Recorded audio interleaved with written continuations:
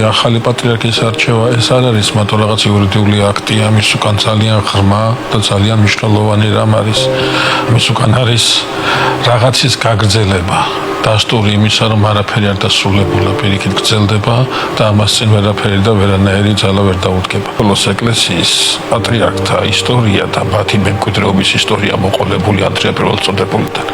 ეს გახლავთ ისტორია ამ უწყვეტი ღვთისმსახურებისა, შეუწყვეტელი ღვთისმსახურების. უწმინდესობა შიო მესამეს ქადაგებები პატრიარქად აღსაყრებამდე რომ მოისმინოთ, მის ქადაგებებში მუდმივად ფიგურირებს და დომინირებს ერთი ხაზი. მადლის სულისაწმინდისა, შეწევნა ღვთისა და აი აქ გაერთიანება. სიმბოლური 1700 წლის თავია საქართველოში ქრისტიანობის ოფიციალურ რელიგიად გამოცხადებისა და სწორედ ამ ნიშნულიდან იწყებს მისი უწმინდესობა შიო მესამე მოღვაწეობას.